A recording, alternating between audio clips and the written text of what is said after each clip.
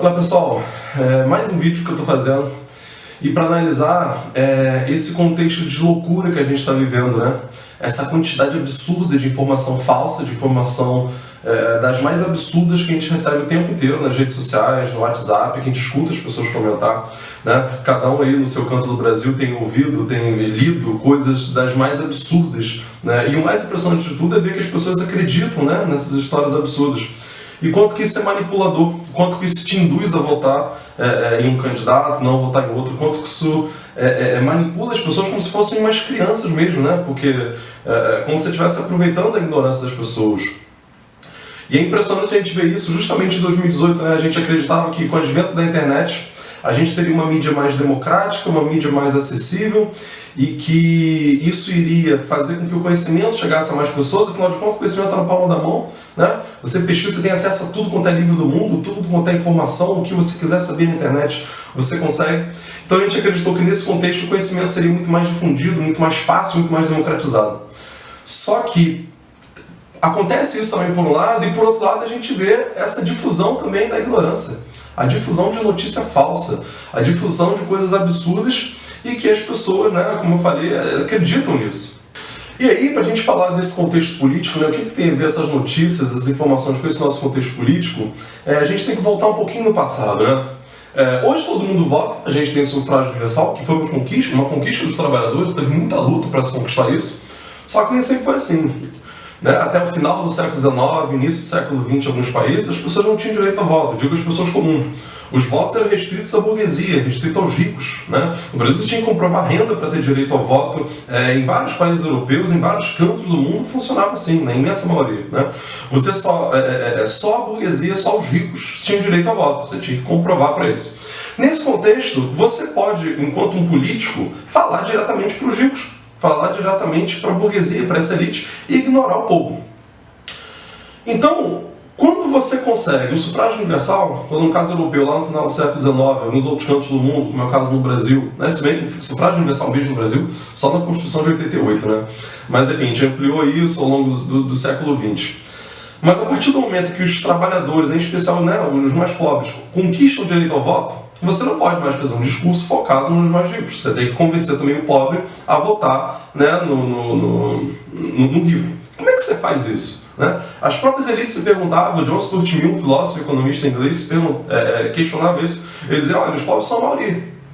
Se você deixa todo mundo ter um voto que vale um, né, tratar todo mundo como igual, os pobres sendo a maioria, eles vão se impor no sistema político, vão votar em candidatos que representem os interesses dele, e, portanto, vão se impor e vão implantar uma ditadura dos pobres contra os ricos. Então se temia, morria de medo de deixar os pobres votarem. Só que esse sufrágio universal foi conquistado com muita luta, com muita morte, com muito suor. Foi conquistado esse direito. E aí foi necessário você mudar o discurso.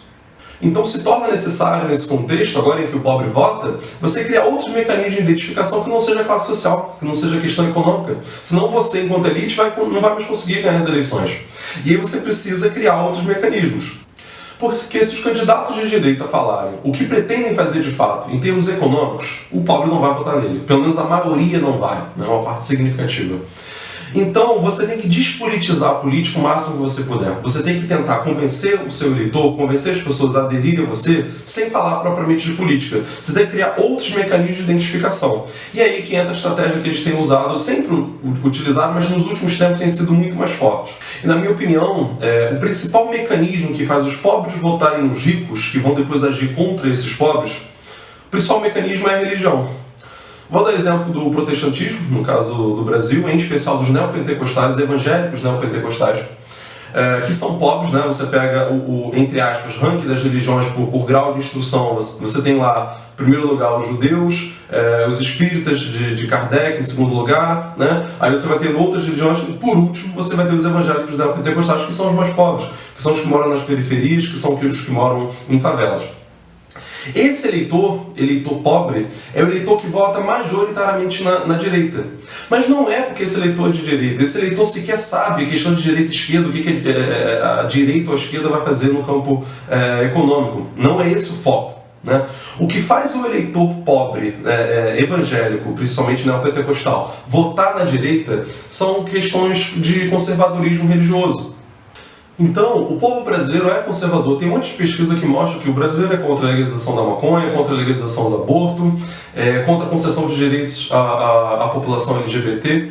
Então, estrategicamente, a direita se aliou a esses grupos conservadores e consegue, com um discurso de defesa da família, que é o discurso que eles mais fazem, tem sido feito assim, em larga escala, consegue atrair a simpatia desse eleitorado. Esse eleitorado não sabe o que esses políticos vão fazer no campo econômico.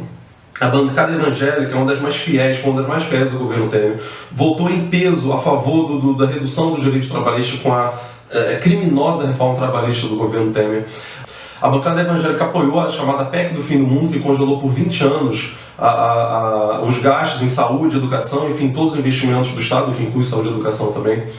A bancada evangélica era aporte, suporte também do Temer para a reforma da Previdência, que ainda não aconteceu, felizmente. Enfim, todas as pautas antipovo, todas as pautas antipobres foram maciçamente apoiadas por essa bancada evangélica.